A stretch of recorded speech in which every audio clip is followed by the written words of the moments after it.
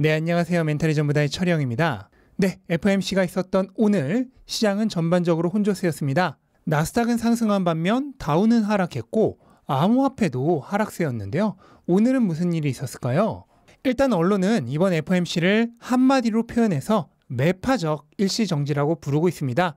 이번 6월은 예상대로 금리를 동결했지만 향후 금리 전망치는 오히려 올랐습니다. 점 도표상 원래 5에서 5.25% 범위였던 연준 의원들의 연말 금리 예측치는 현재는 5.5에서 5.75% 범위로 올랐습니다. 그 얘기는 앞으로 연말까지 현재 단계에서 금리 인상을 2번 더 할 수 있다는 얘기가 됩니다. 원래 시장 예측은 6월에 금리 동결 후 7월에 마지막으로 금리를 한 번 더 올리는 것으로 이번 금리 인상 사이클이 종료되는 것이었죠. 그런데 지금은 거기서 한 번 더 올릴 가능성이 열린 것입니다. 그리고 내년과 내후년 전망치도 올랐는데요. 연준은 이번 회의에서 내년 말 금리 예측치를 약 4.6% 정도로 봤는데 이건 지난번 회의에서의 4.3%에서 한 단계 상승한 것이고 2025년 말 금리도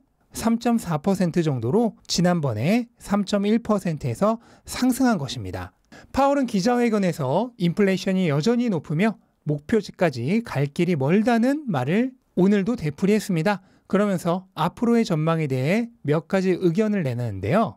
일단 7월은 현재 단계에서 아무것도 결정하지 않았다고 얘기했습니다. 그러니까 철저하게 그때 가서 상황을 보고 다시 결정하겠다는 얘기입니다. 또한 금리 인하에 대해서는 조금 더 단호한 입장이었는데요. 일단 올해 내에 금리 인하를 할 가능성은 일축했습니다. 연준 의원 전원이 올해 금리 인하를 지지하지 않았으며 자신도 적절하지 않다고 생각한다고 얘기를 했습니다. 다만 잠재적인 인플레이션 하락 요소에는 긍정적인 의견을 밝혔는데요.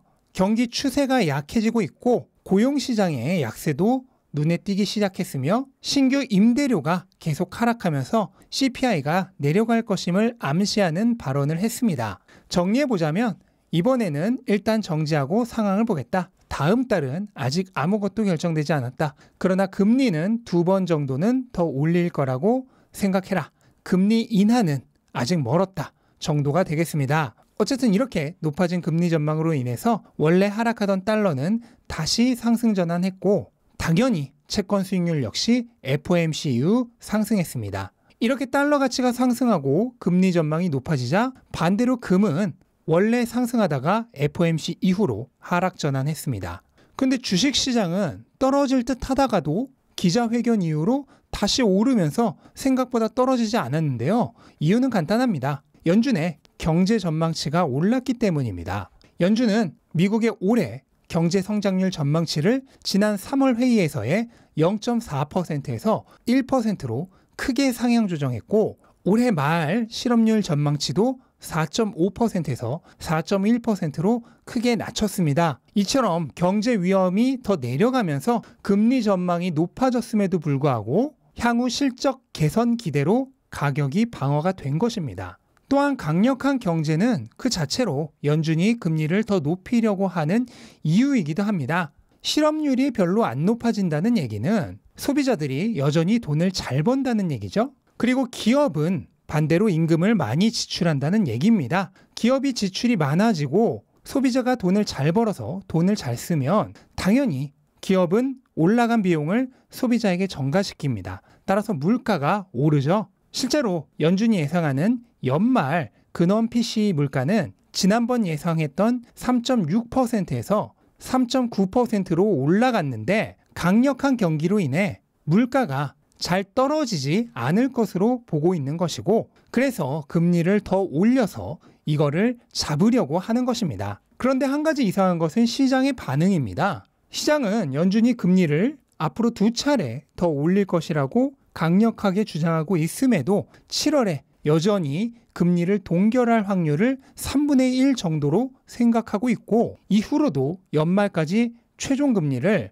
현재 단계에서 한 번만 더 올린 5.25에서 5.5% 범위로 생각하고 있습니다. 또한 당분간은 금리 인하가 절대 없을 것이라는 파월의 단호한 입장과는 다르게 내년 초부터 금리 인하가 시작될 수 있을 것으로 보고 있습니다. 이건 대체 왜 그럴까요? FOMC 이후 은행주들의 주가 흐름을 보면 어느 정도 힌트가 나오는데요. 지역 은행주들은 FOMC 이후 전부 하락세로 돌아섰고, 특히 이전에 파산 후보로 지명되었던 패괴스트와 웨스턴 얼라이언스의 주가는 모두 급락했습니다. 한마디로 연준의 강한 금리 정책이 다시 경제에 부담을 줄 것으로 시장은 예상하고 있는 것입니다. 따라서 연준이 입으로 말한 것만큼 금리를 올리지 못하거나 또는 실제로 올리다가도 결국은 경제가 다시 불어지면서 급히 완화책으로 돌아설 가능성이 있다고 예상을 하고 있는 것입니다.